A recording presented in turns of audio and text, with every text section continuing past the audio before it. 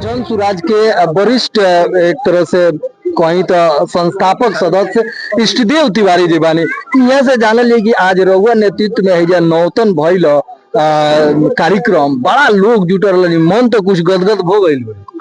मन काफी प्रफुल्लित है।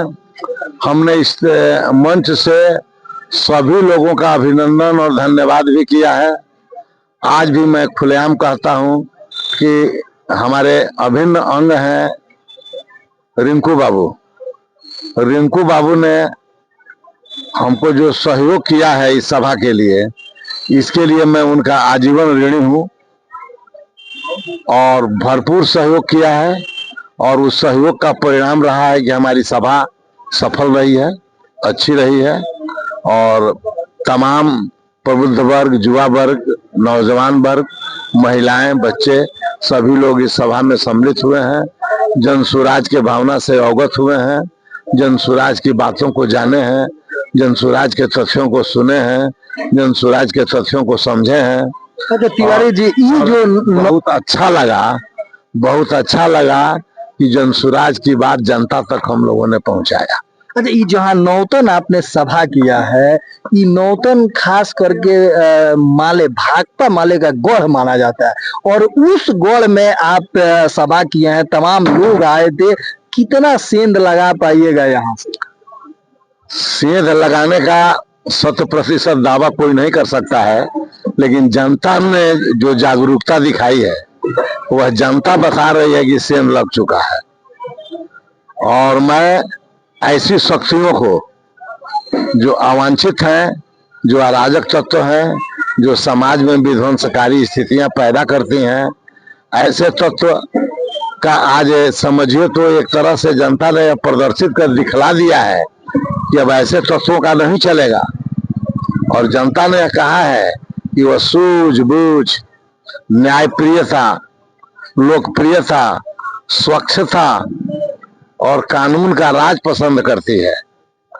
जनता सरकार से यह अपेक्षा रखती है कि नैतिकता के आधार पर, अनुशासन के आधार पर, राज्य के विधि व्यवस्था के आधार पर उसका विकास हो, न कि वह विकास अराजकता के आधार पर, अनैतिकता के आधार पर और भ्रष्टाचार के आधार पर हो। अच्छा, आप जन सुराज के लिए प्रयासरत है और जन सुराज आपको यहाँ से टिकट देती है, तो आपका लड़ाई किससे समझते हैं? महागठबंधन से या होना तय है कि एनडीए से? कौन मजबूत है? हमारी लड़ाई न एनडीए से है न महागठबंधन से है।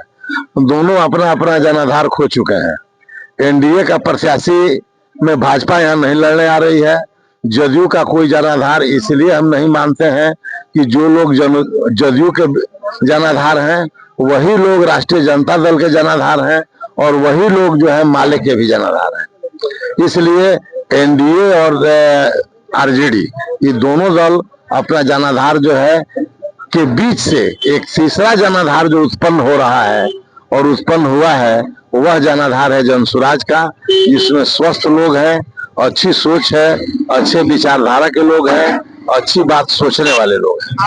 आखिरी में प्रश्न रहेगा कि आपके जो नेता है प्रशांत किशोर, उनसे बड़ा डर रहा है शीर्ष का जो भी नेतृत्व है, वो चाहे भाजपा के लोग हो, मंगल पांडे, विजय चौधरी, दिलीप जायसवाल, प्रशांत किशोर से बड़ा लोग डर रहे हैं, उनके विषय में कुछ बोल नहीं रहा है। क्या कारण?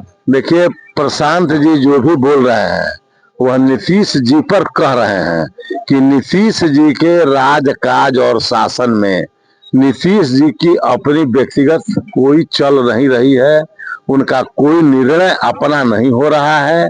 जो भी निर्णय है वह मंगल पांडे जी, सम्राट चौधरी और आपके अशोक चौधरी जी ले रहे हैं और उनको ज्ञान भी नहीं दिया जा रहा है कि बिहार में क्या हो रहा है।